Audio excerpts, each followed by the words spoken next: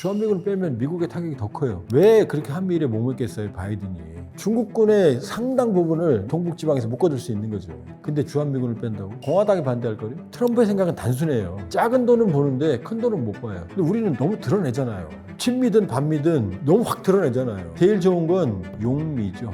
미국을 활용하는 거죠. 어차피 필요하니까. 미국도 우리가 필요하고 우리도 미국이 필요하니까. 확실한 건 지금도 한미동맹은 필요하고 앞으로도 상당히 좀 필요해요. 이건 현실이에요.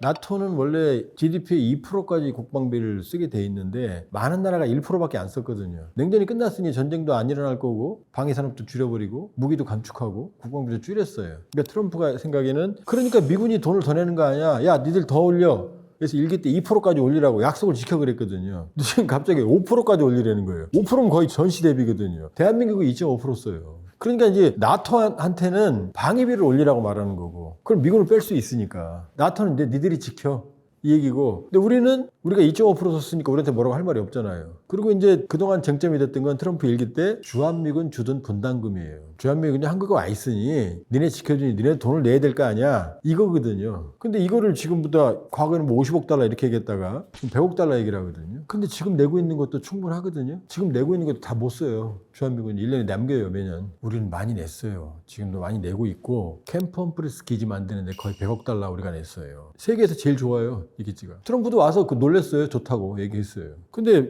뭐 1년에 100억 달러 달라? 그러면 주한미군의 월급 보너스까지 우리가 다 주게 되는 거예요. 주둔 분담금이 아니에요. 이 이상부터 더 늘리게 되면 쓸 데도 없어요. 항목도 없어요. 그러니까 주한미군 주둔 분담금은 더 달랠 거다. 여러 가지 방식을 통해서 더 달래긴 달랠 거예요. 트럼프는 주한미군이 괜히 와 있다고 생각하거든요. 그러니까 트럼프의 생각은 단순해요. 거대한 국익을 보는 게 아니라 거기 군비 왜 거기서 돈 쓰고 있어? 이거거든요. 작은 돈은 보는데 큰 돈은 못 봐요. 주한미군을 빼면 미국의 타격이 더 커요. 아시아에서 지금 한반도에서 영향력을 상실하는데 지금도 중국이 호시탐탐 우리하고 관계를 좋게 하려고 그러는데 우리 안에도 친중파들 있잖아요. 주한미군 나가봐요. 어떻게 되겠어요? 중국의 영향력이 더 커지겠죠. 미국이 바라는 거 아니잖아요. 주한미군 빠지는 순간 한반도는 언제든 중국의 영향권에 지금 들어갈 수 있는 거거든요. 미국이 이익이 돼요? 그럼 일본도 일본에서도 뺀다고 그러겠죠. 그럼 일본은 미국 좋아하느냐? 일본도 미국 안 좋아해요. 그거는 겉으로. 일본 사람들은 현실적이잖아요. 숨기잖아요. 일본 말로 혼내. 자기 본심 이걸 숨기잖아요. 왜 일본이 미국을 좋아할 수가 없느냐. 일본이 80년대에 미국 GDP의 50%를 넘었어요. 인구는 3분의 1밖에 안 되는데 GDP 50% 넘으면 일본이 훨씬 잘 사는 거죠. 미국의 뉴욕에 있는 건물은 다 주인이 일본 기업들이었거든요. 그 당시 헐리우드 영화 보면 회사 사장들이 다 일본 사람으로 나와요. 회식하면 다 스시 먹어요 이렇게. 이코노믹 애니멀이라는 말이 그때 나와요. 일본 보고 경제 동물이라고. 정말로 첨단 기술과 세계 경제를 좌지우지했거든요. 그랬는데 미국이 일본한테 플라자 합의를 강요합니다. 엔고, 엔화 가치가 높으면 수출이 어렵잖아요. 엔고를 강요해요. 이때부터 일본은 잃어버린 10년, 잃어버린 20년, 잃어버린 30년이 시작돼요. 지금 일본의 GDP는 미국의 25% 정도밖에 안 돼요. 절반이 날아간 거예요. 그 원인이 미국이에요. 동맹이 동맹을 주저앉힌 거예요. 트럼프만이 아니에요. 이미 했어요. 이미 80년대에. 그런데 일본의 지식인들 지도층 마음속에서 미국을 좋아하겠습니까? 자기들이 이 모양 만든 게 미국인데 그 피 속에는 일본의 지도층에는 겉으로는 드러내지 않지만 일본 스스로의 자기들 길을 가겠다는 게 강해요. 그럼 주한미군 빼면 주일미군도 빼겠죠? 그럴 거 아니에요. 그럼 아시아에서 영향력을 완전히 상실하는 거죠. 국민들도 알 거예요. 근데 특히 지도층, 우파들은 자민당이 우파잖아요. 뼛속 깊이 미국에 대한 겉으로는 미국과 손을 안 잡으면 못 살잖아요. 그러니까 참고 있고 손을 잡고 강력한 미일 동맹 또 러시아가 있잖아요. 중국의 위협이 있잖아요. 그러니까 손을 잡는 거지만 마음속에는 그게 있는 거죠. 너 때문에 우리 이렇게 된 거야. 미국 때문이야. 라는 게 강하게 남아있죠. 일본이 현명하죠. 왜냐? 속을 숨기잖아요. 근데 우리는 너무 드러내잖아요. 친미든 반미든 너무 확 드러내잖아요. 이게 드러낼 필요가 뭐가 있어요, 사실은. 그러니까 제일 좋은 건 용미죠. 미국을 활용하는 거죠. 어차피 필요하니까. 미국도 우리가 필요하고 우리도 미국이 필요하니까. 확실한 건 한미동맹은 유효했고 아니었으면 6.25 때 우리가 졌잖아요. 한미동맹이 기대해서 발전했고 지금도 한미동맹은 필요하고 앞으로도 상당히 필요해요. 이건 현실이에요. 그러나 이건 목표는 아니다. 동맹은 수단이고 동맹은 언젠간 깨진다. 지금까지 역사상 계속된 동맹이 있어요? 깨졌잖아요. 미국이 걸프전을 통해서 배운 게 있어요. 미국에서 쿠웨이트, 이라크까지 너무 멀잖아요. 후세인이 침략을 했는데 바로 반격을 못하죠. 왜냐? 장비를 옮겨야 되잖아요. 병력은 빨리 옮길 수 있지만 장비를 옮겨야 될 거 아니에요. 몇 달 걸렸다고. 몇 달 걸렸어요. 그때 생각한 게 안 되겠다. 신속 배치군. 빨리 가야 되는구나. 그래서 지금도 사전 배치 선단이라고 해서 여단 규모의 무장을 할 수 있는 거대한 함선이 전 세계 바다를 떠돌아다녀요. 미국만 할 수 있는 거예요. 그러다가 사고가 터지면 바로 부산항에 들어와서 하역하는 거예요. 그럼 병력만 비행기 타고 오면 될 거 아니에요. 그리고 과거와 다르게 이 주한미군이 28,500명 이 규모가 항상 한국에 있을 필요는 없다라고 미국은 생각한 거예요. 그러니까 주한미군의 원래 목적은 한미동맹은 북한 때문에 북한을 막기 위해서 한반도 범위 내에서 체결한 게 한미동맹이에요. 그런데 세상이 바뀌고 우리의 자주국방력도 커지고 미국은 좀 더 유연하게 주한미군을 활용하고 싶은 거죠. 그러니까 이 순환 배치 미국에 갔다가 본토에 갔다가 계속 교대하는 이런 배치 이 개념도 그거예요. 왜냐하면 항상 여기 있는 게 아니라 여기에 익숙한 다음에 가고 그럼 병력이 좀 줄어들어도 유사시 그럼 바로 올 수 있잖아요. 장비력이 있으니까. 이 개념이거든요. 그러니까 평택은 항구잖아요. 이 전방 인계철선을 구성하던 병력들이 이제 빠져서 평택으로 가면 어떻게 돼요? 언제든 이동할 수 있잖아요. 유사시에. 항구를 통해서. 바로 주한미군의 글로벌 차원에서 기동성에 유리한 게 평택인 거예요. 그러니까 평택을 주한미군이 기지로 택한 거다 이렇게 볼 수가 있어요. 미국의 대전략에 따른 거다, 안보 전략에 따른 거다 이렇게 볼 수 있죠. 일단 미국과 중국이 충돌하면 해상에서의 충돌 가능성이 높죠. 왜냐하면 지금 미국은 해군력이에요. 영화 보면 항공모함밖에 안 나오잖아요. 항공모함이 뭐죠? 해군력이 상징하는 거예요. 그러면 중국도 A2AD 전략, 반접근 지역 거부 전략이라고 그래요. 중국 본토가 아니라 원거리 해양에서 적 세력을 괴멸한다가 A2AD 전략이거든요. 안티-액세스 에어레 디나이얼의 약자예요. A2AD가. 그럼 해상이잖아요. 미국도 해상 전력이잖아요. 그러니까 해상 전투를 위해서 양측이 지금 전력을 개발하고 있는 거예요. 모든 동폭 미사일부터 시작해서. 자, 그럼 해상에서 전투가 일어난다? 그럼 여기서 끝이냐? 아니죠. 미국과 중국이 전투할 가능성은 거의 제로에 가까워요. 그러나 막상 전쟁이 벌어진다고 그러면은 주한미군은요. 올라갈 수 있잖아요. 치고. 측방에서 치고 올라갈 수 있잖아요. 치고 올라가고 이 일본에 있는 병력들이 한반도를 통해서 계속 증원돼서 만주로 올라갈 수 있는 거잖아요. 그 어마어마한 견제력이 되는 거죠. 주한미군이 있으면 중국군의 상당 부분을 이 동북지방에서 묶어줄 수 있는 거죠. 그럼 도움이 되는 거죠, 이게. 어마어마한 억지력이 되는 거죠. 바이든이 캠프 데이비드 정상회의, 나 오늘 행복한 날이야 이랬거든요. 한미일을 묶었다고. 한미도 되고 미일도 되는데 한일이 안 풀리니까 강제로 손을 잡게 했고 윤석열 정부는 거기 따른 거거든요. 그래서 한미일 군사 훈련 하잖아요, 지금. 비행훈련도 하고. 그러니까 미국으로서는 한미일, 이 만일에 군사적인 긴밀한 협력체가 되면 날개를 다는 거죠. 중국을 견제하는데. 일본 방위력이 얼마나 세요? 한국의 방위력이 얼마나 세요? 그러니까 미국이 원하는 건 한미일 군사협력 체제죠. 근데 문제는 이제 한일이죠. 독도를 지들 땅이라고 그러고 과거사 인정도 안 하고 사죄도 안 하고 일본이 반성을 했다면 용서했겠죠. 진심으로 반성했다면. 안 하잖아요, 지금까지도. 돌리고 미안한다고 생각하는지 미안한지 아닌지 이런 식으로 말하잖아요, 지금. 그리고 자기들이 미안하다고 했다고 근데 용서는 피해자가 하는 거예요. 가해자가 나 용서받았어 이렇게 표현하는 게 아니에요. 독일 어떻게 해요? 아직도 계속 사과하잖아요. 빌리 브란트 총리가 70년대 초에 무릎 꿇고 빌었잖아요. 일본 안 하잖아요. 그러니까 미국은 한미일 하고 싶은데 엉성하긴 해놨어요, 지금. 근데 언제든 흔들릴 수 있죠. 왜? 일본 때문에. 일본이 진실하게 반성하고 독도 알았어, 현실 인정 실효 지배니까 어쩔 수 이렇게만 해도 풀리는데 아니잖아요, 지금. 독도는 지네 땅이고 과거사는 계속. 그러니까 미국은 왜 그렇게 한미일에 목맥겠어요, 바이든이. 중국을 견제하기 위해서거든요. 근데 주한미군을 뺀다고? 지금 뭐 그렇게 나 행복한 날이야까지 행복해 했는데 바이든이 한미일 손잡고. 근데 트럼프가 주한미군을 뺀다? 공화당이 반대할 거래요. 그리고 만일에 극단적으로 빼면 어떻게 해요? 거기 맞춰 살아야지. 우리 자주국방력을 더 강화해야지. 그런 일은 없고 그걸 막아야 되지만 왜냐? 지금 주한미군이 있는 게 우리는 훨씬 유리하니까. 한미동맹의 안보비용이 훨씬 작으니까. 절대로 이 체제를 유지하는 게 중요해요. 그러나 간다면 우리 말 듣겠어요? 만일에 극단적으로 간다면 가지도 않지만 그럼 그때 맞춰서 우리가 살아야죠. 자주국방으로. 트럼피즘은 마가, 미국을 위대하게 다시 만들겠다라고 얘기했는데 그 마가라는 말에는 미국이 더 이상 위대하지 않다는 얘기거든요. 다시 만들겠다는 거니까. 그러나 트럼프는 사실은 팍스 아메리카나 시대의 종언을 고하는 미국의 비명이다, 사실은. 왜냐? 미국이 세계의 패권을 가질 수 있었던 건 바로 도덕적 헤게모니, 가치라는 걸 가지고 있었거든요. 소프트 파워. 그러니까 이 도덕적 지도력과 물론 군사력, 경제력, 패권과 함께 도덕성이라고 하는 걸로 이 동맹 체제를 만들고 이걸 리드해 갔거든요. 근데 미국이 그 도덕성이라는 걸 집어 던지는 거거든요. 그러면 지금 세계는 미국을 중심으로 한 미국을 정점에 놓는 미국 동맹 체제가 미국을 지지했던 건 바로 미국의 그 리더십이었거든요. 지금 트럼프 앞에는 지금 없거든요. 그럼 동맹은 미국을 불신하게 되죠. 동맹의 땅까지 넘본다. 동맹도 거래 중심적 사고관을 가지고 있다. 그렇다고 그러면 동맹 의미는 없는 거죠. 엄밀히 말하면. 미국을 중심에 두는 동맹 체제가 와해되고 있는 거고 미국이 지도력을 상실해가고 있는 거거든요. 트럼피즘은 사실은 미국이 다시 위대해지는 게 아니고 과거 같지 않은 미국, 여유가 없는 미국, 팍팍해진 미국, 그리고 팍스 아메리칸 시대의 종말을 얘기하는 게 트럼피즘이다. 미국을 다시 위대하게 만들겠다고 그러지만 관세 정책으로 미국이 위대해지나요? 관세 정책을 펴게 되면 상대국도 관세 정책을 피거든요. 충돌하거든요. 세계 경제 위축을 가져오거든요. 그러면 트럼프는 미국 국내에 공장을 지으면 관세를 안 매기기, 더 적게 매기겠다는 건데 미국 국내에는 이미 제조업 생태계가 파괴됐거든요. 왜 공장이 떠났느냐? 왜 공장이 중국으로 가고 인도로 가느냐? 인건비가 싸거든요. 제조업 생태계가 미국보다 훨씬 좋거든요. 관세만 갖고 저조업이 들어가냐? 안 들어가죠. 그러니까 안 들어오니까 바이든 정부는 보조금을 준 거거든요. 근데 이제 보조금도 안 주겠다는 거거든요. 보조금도 안 주는데 생태계가 살아나겠습니까? 인건비는 올라가는데? 그러니까 모순된 정책이거든요. 그러니까 트럼프의 관세 정책, 경제 정책으로 미국의 경기는 살아날 수가 없다. 그렇게 해서 경쟁력이 채워지는 건 아니다. 그럼 모든 제국들이 경제력을 상실할 때 관세를 올리면 다 해결되거든요. 관세 정책은 양날의 칼이에요. 아이러브 관세 그러지만은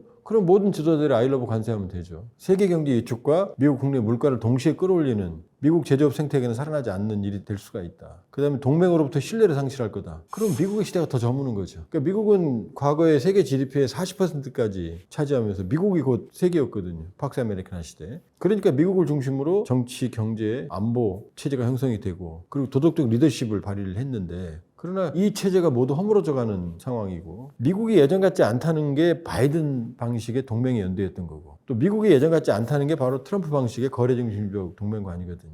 따라서 트럼피즘의 마가 정책은 미래가 불확실하다. 개인적으로 어둡다고 봅니다. 오히려 미국이 지도력을 상실하는 계기가 될 거다. 그러니까 트럼피즘이 등장한 배경은 절대 강자가 없는 아직도 미국은 강자죠. 그러나 절대 강자의 지위가 약화되고 있거든요. 다극화의 시대입니다. 미국은 절대 강자로서의 위상이 약화되고 있고 중국은 이미 덫에 걸렸죠. 이 시진핑의 독재, 그 다음에 중중국 함정, 그 다음에 이미 소득이 만불에 달했기 때문에 이 정도가 되면은 민도가 높아져요. GDP가 올라가면 바로 민주주의에 대한 욕구가 커집니다. 이게 이제 립셋이 지은 폴리티컬 맨이라는 아주 훌륭한 책에 나오는 거거든요. GDP가 올라가면 결국 민주주의로 간다라는 가장 간단한 논리를 담은 책이 이 폴리티컬 맨이거든요. 중국은 이미 소득이 만불을 상회하니까 이젠 중국은 여러 가지 문제가 있죠. 중중국 함정, 시진핑 독재, 민주화 요구 이런 것들로 중국의 딜레마가 커집니다. 그리고 중국은 결정적으로 뭐가 없냐? 도덕적 헤게모니가 없어요. 과거에 수천 년간 중국이 세계의 패권, 사실상 중국 중심의 중화 세계가 가능했던 건 바로 유교라는 소프트 파워가 있었거든요.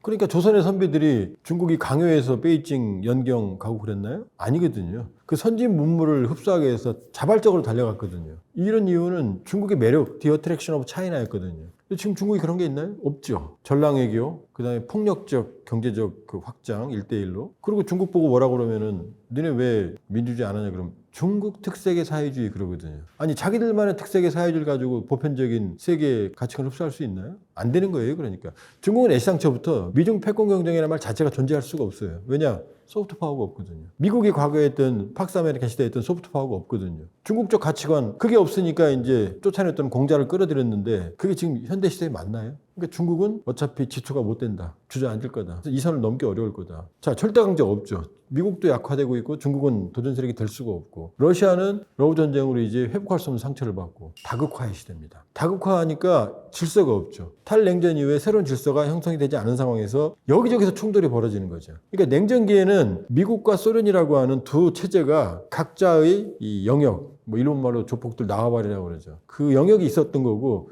그 안에서 냉전적 질서를 유지했거든요. 오히려 그때는 분쟁이 작았어요. 근데 예를 들어서 이런 얘기가 있어요. 조폭들이 지배하는 곳에서는 일반 범죄가 작대요. 왜냐면 조폭이 질서를 지키니까. 일본 야쿠자들은 그러니까 야쿠자 있는 쪽에서 지배하는 데서는 잡범들이 없죠. 야쿠자하고 일본 경찰하고 협력도 해요. 그런 상황에서는. 범죄가 일어나요. 근데 이 야쿠자 조직이나 조폭들이 사라지면 그럼 평안해지냐? 아니거든요. 조그만 조직들이 우후죽순 자라나거든요. 그런 것처럼 소련은 몰락했고 미국이 세계 질서를 지배를 못하니까 여기저기서 분쟁이 터지는 거예요. 그 탈냉전기 얼마나 많은 분쟁이 있습니까? 걸프전 2번이나 했죠. 그 다음에 유고슬라비아 내전이 있었죠. 그 다음에 예멘 후티 반군 지금도 있죠. 시리아, 그 다음에 중동은 항상 화약고였죠. 그 다음에 소련, 구소련권, 동구권 보면은 체첸 전쟁 1차, 2차, 조지아 전쟁, 그루지아 전쟁, 아제르바이잔, 아르메니아 전쟁, 우크라이나, 러시아 충돌 항상 전쟁이었거든요. 그러니까 사실은 이런 다극화의 시대에 분쟁들이 도처에서 지금 커지고 있는 거예요. 그럼 다극화 시대에도 어려운데 문제는 무극화예요. 아무도 이 분쟁의 해결에 지도력을 발휘를 못해요. 유엔 안보리는 이미 식물인간화 됐고, 그 다음에 미국도 지금 발을 빼잖아요, 국제 분쟁. 트럼프가 취임 일성이 뭐예요? 모든 전쟁을 끝내겠다. 우리가 전쟁을 하지 않게 될 거다. 이 얘기는 관여하지 않겠다는 거거든요. 그 무극화 시대입니다. 다극화와 무극화는 뭘 의미하느냐? 바로 불확실성의 시대를 의미해요. 글로벌 안보 위기, 경제 위기. 이러면 어떤 현상이 벌어지느냐? 합리적이고 냉정한 지도자보다는 스트롱맨들이 설쳐요. 선동적인. 볼까요? 헝가리 오르반, 터키 에르도안, 푸틴, 시진핑, 트럼프 다 스트롱맨이거든요. 그 다음에 우경화합니다. 이태리 같은 경우는 극우의 후예가 지금 총리잖아요. 무솔리니 후예가. 프랑스 루펜, 이 극우 세력들이 확장하잖아요. 대통령 못했지만. 그러니까 트럼피즘의 탄생의 배경은 바로 다극화와 무극화라는 불확실성. 예전 같지 않은 미국의 국력의 쇠퇴. 이게 트럼피즘을 탄생을 시킨 거예요. 트럼피즘은 이 불안한 대중의 심리를 잡는데, 그러니까 불안하니까 저돌적이고 선동적인 정치가 통하는 거죠. 그 트럼피즘의 배경이거든요. 그러나 저돌적이고 선동적이고 대중의 마음을 불안함을 해소하는 데는 선동이 통하지만 그러나 실제로 정책에 들어가면 그건 얘기가 다르거든요. 트럼프는 본인이 협상가라고 그러지만 자기보다 센 사람하고 싸워가지고 이겨본 적이 없어요. 약한 사람들 두드려 패는 형식이거든요. 지금도 그렇잖아요. 그린란드, 파나마 이런 쪽. 그렇게 보면 트럼피즘은 불행하게도 이 불확실성의 시대를 상징한다. 그러니까 바이든이 진영 논리를 강조했지만 지금 진영이 어디 있습니까? 냉전처럼 이념적 진영이 있나요? 없잖아요. 그 다음에 세계 공급망이 냉전기에는 사회주의 공급망과 자본주의 공급망 두 개로 나눠져 있었어요. 그러니까 그 안에서는 자본주의 공급망에 똘똘 뭉쳐야 됐거든요. 사회주의는 사회주의께서 먹고 살았거든요. 지금 세계 공급망이 하나잖아요. 지금 공급망이 하나인데 여기서 어떻게 진영을 나눕니까? 안 되는 거였죠. 그 다음에 민주주의 얘기하지만 바이든이 그 민주주의를 진영이 엮일 수가 없어요. 과연 그 어느 나라가 민주주의냐? 아마 민도로 보면 대한민국이 최고로 민주주의일 거예요. 민도로 보면. 그렇기 때문에 혼란의 시대를 상징한다. 그러나 트럼피즘은 이 혼란을 더 확대하고 자극하지 안정화시키지 못한다. 동맹체제도 균열을 가져올 거다. 그러니까 트럼피즘은 일시적 현상이 아니에요. 2번이나 미국이 트럼피즘을 선택했잖아요. 그 뭐냐? 다극화와 무극화라고 하는 불확실성의 글로벌, 이게 트럼피즘의 배경이에요. 미국만의 선택도 아니에요.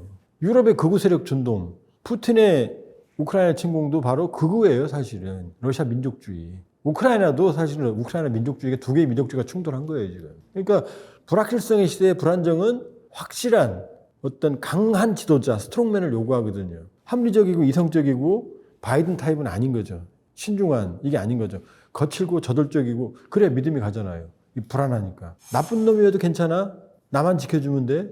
근데 나쁜 남자들이 등장하는 거죠. 나쁘지만 센 남자, 강한 남자. 어쨌든 불확실성의 시대라는 글로벌 불안정의 시대라는 걸 명확하게 우리가 인식해야 돼요. 트럼피즘은 그 결과물이다. 그러니까 이 불확실성의 시대에 한미동맹을 어떻게 활용할 거며, 우리의 외교안보, 경제적 이해관계는 어떻게 관찰할 거며, 북한의 비핵화 문제는 어떻게 우리가 대응할 거며, 이 상황에서 우리의 경제안보는 어떻게 지킬 거며, 이 상황에서 우리 안에 분열, 지금 극도로 분열되어 있잖아요. 이 분열의 상처를 어떻게 취할 것이냐, 이런 것들을 고민해야 돼요. 그냥 단순히 트럼프가 갑자기 왔네? 아닙니다. 또 다른 트럼프가 나타날 수도 있고 또 다른 푸틴이 나타날 수도 있고 그런 상황이기 때문에 우리는 이 아주 어려운 상황에 처해 있다. 그러나 더 어려운 때 많았어요. 그 위기를 헤쳐왔거든요. 우리가 슬기롭게. 이 트럼피즘 트럼프 2기 시대를 잘 활용을 하는, 그리고 지금의 혼란을 약으로, 우리 국가 발전의 약으로, 성장통이라고 봐요. 우리가 압축적 성장이라고 하는 표현을 많이 썼잖아요. 압축적 성장의 후유증이 경제적인 많은 불평등이나 이런 거였다면 지금 이 정치적 후유증은 압축적 민주화의 후유증이다. 우리 민주화도 세계사가 놀랄 만큼 성공적인 역사였거든요. 그 후유증을 치료하는 거다 지금. 언젠가 넘어야 될 산이었다라고 보면, 그럼 이 산만 넘으면 그 성장통이 잘 견뎌내면 키가 크죠. 그래서 미래를 긍정적으로 봐도 좋다. 이 거대한 혼란에서도 전 불안하지 않거든요. 이 나라는 이 민도가 조금 아쉬운 점도 있죠, 일부. 그러나 민도가 아주 높은 국가고 국민들이 항상 현명하게 대처해 왔다, 위기 때. 그러니까 트럼피즘 시기에도 잘 헤쳐나갈 수 있고 헤쳐나가야 된다라는 게 제 생각입니다.